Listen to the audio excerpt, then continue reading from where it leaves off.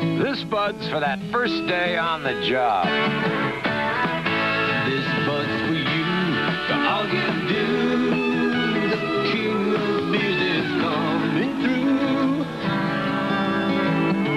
Yeah, just for you. That distinctively clean, crisp taste that says Budweiser. For all you do. This bud's for you.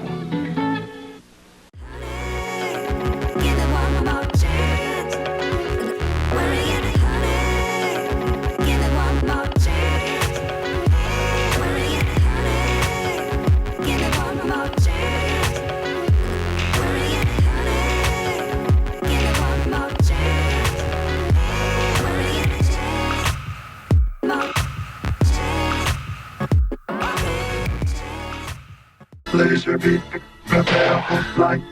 Course heading northeast. Hello everybody, and thank you very much for your time today. And today I'm coming to you from Summerville, South Carolina. Yes.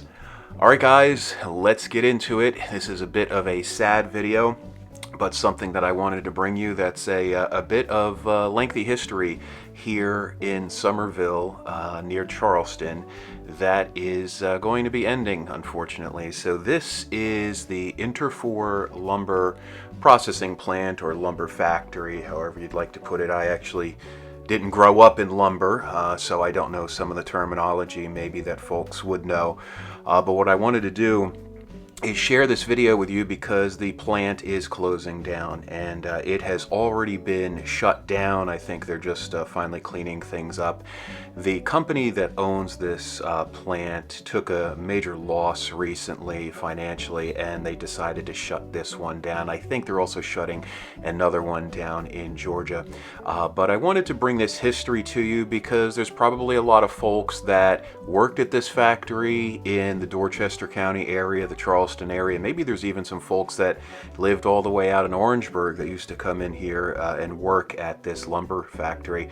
And you know, this formerly was a few other companies, so let me call these out here just for historical purposes and to show respect for the folks that have worked here through the years, and the family members and the people that met each other. And you never even know, maybe people, husbands and wives, met here at this job site.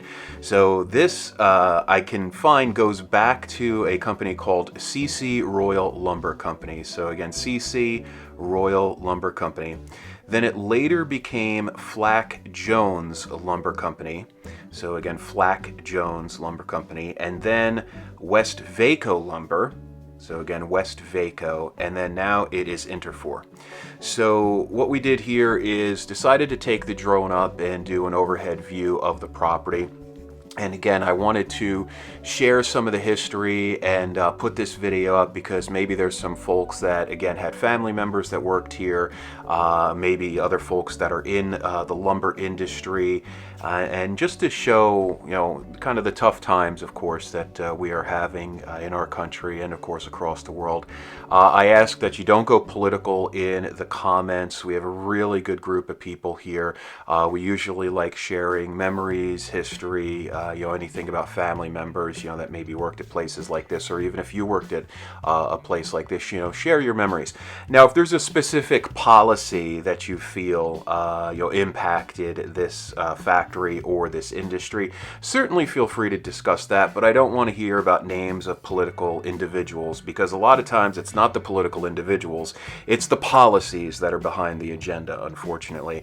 But I'm definitely very sad to see this plant go. I've driven past it a bunch of times.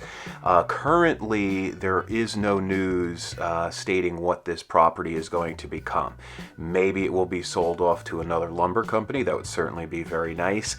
I'm going to say that that's probably not going to be the case with the amount of people that are continuing to move down to Charleston, Mount Pleasant, Summerville, James Island, Johns Island. in the Charleston metropolitan area. Most likely, I would assume that this property is going to get sold to a developer, and it's going to wind up being housing, retail. Now, really what the property should become is another school for the area, not only for Summerville, but also for Dorchester County, maybe some type of regional school, and maybe some great fields that would help centralize a lot of the schooling. Here, the schools in Charleston, the kids are on top of each other. It's very unfortunate. As more and more people are moving down here, the schools are definitely overloaded. They're very stressed, and we need to continue to build more schools and continue to give our children more opportunities. Also, we need to bring some different sports to the area. One of the things I will call out is being a lacrosse family.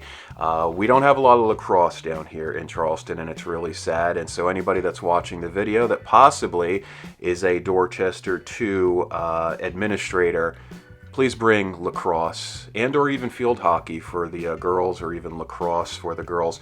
I can speak of boys lacrosse. It really is something that should come to our school system, because there's kids that can't play football, or maybe they can't play basketball, or they can't get on the team for baseball. We need to expand our sports, and not just to focus on lacrosse, other sports, of course. Okay, so that was my little rant about some of the schooling that really needs to be expanded here in the Summerville, Dorchester 2 area, and also Charleston in general. People are basically starting to live on top of each other down here. Taxes are going up, of course, as more services are needed. The network of roads are becoming more and more congested, and people are starting to get a little bit cranky. I definitely say that, but people continue to move down here because it is absolutely beautiful. So let's go ahead and take a look at the other side of the coin. Now, as we're flying around this property, what I'd like to do is, again, call out for anybody that used to work here or knows the lumber industry personally. Go ahead and let me know some of the buildings that I'm looking at. Now, way off in the distance, which we already passed by, that would be the area where they used to lay out all the logs that were cut down in local forests here in the South Carolina area, probably Dorchester County, maybe going into Berkeley County, and then the trucks would deliver here to this factory, and then the lumber would go ahead and get processed. Now, I remember driving past there, you see on one of the roads there with all the cars passing by, all of these covered areas had lumber totally filled up there. So it was definitely very surprising out of the blue a few months ago to hear that this factory was going to be closing down. I thought they were probably very successful with the amount of building that is going on here down in this area of Charleston and in Summerville specifically.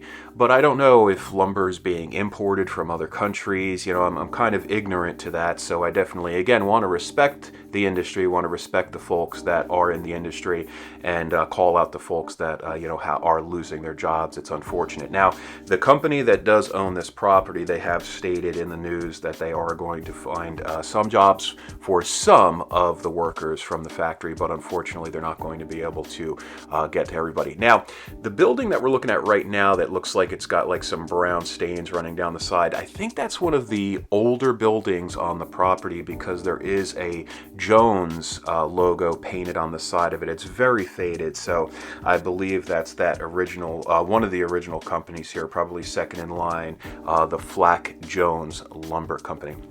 Now, another thing for anybody that is in the lumber industry, how is the rest of the industry? I'm not calling out Interfor. I don't understand their finances, and again, totally ignorant. And I don't like calling out companies for closing down plants. And obviously they had to do it.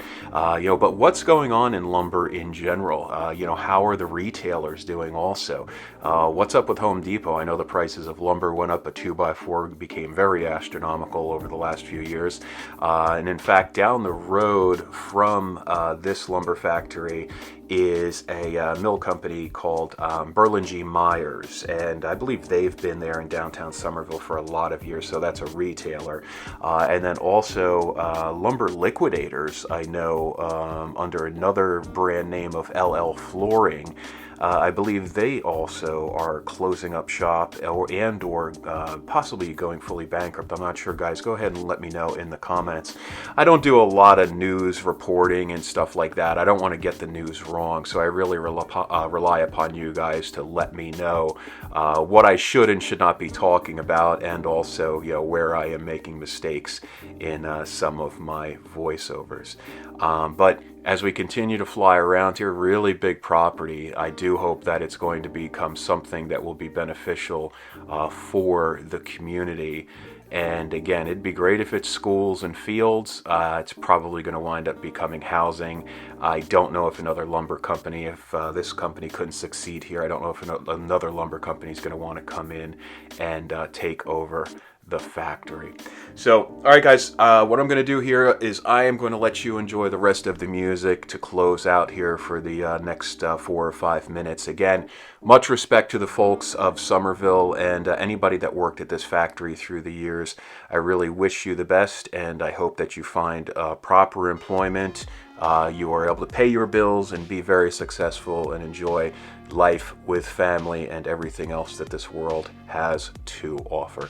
So thank you very much, and I will catch you in the next video. Bye-bye.